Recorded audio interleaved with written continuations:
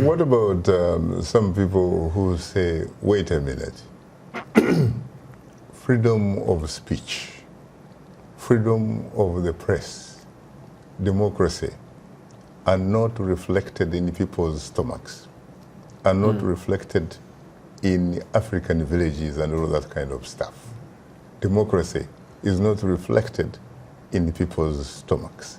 That what you actually need, in their view, is service delivery.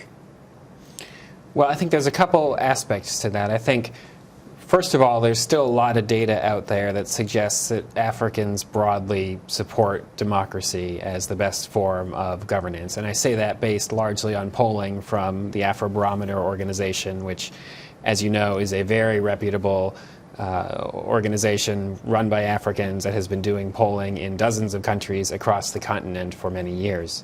But I also want to add a recent finding from Afrobarometer, which is quite concerning, which shows declining levels of support among Africans for free media. So this most recent survey, which they did in 31 countries, shows 46% of Africans surveyed saying media should be free to publish, but 49% are saying government should have the right to prevent publication. And that's striking. And there's a real decline in that support for free media across a number of countries.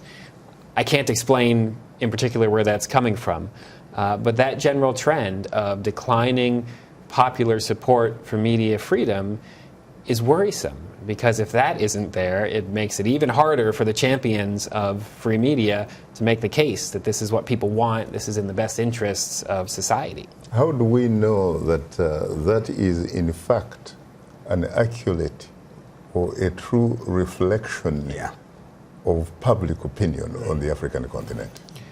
You're never going to get a perfect reflection, but personally, having participated in setting up and running these surveys in the past, I know that it's a very high quality endeavor and that there are a lot of checks and balances built into the process along the way. Certainly, there's a margin of error and there are limits to what you can do. But in general, there's a trend going on here that I think is indisputable.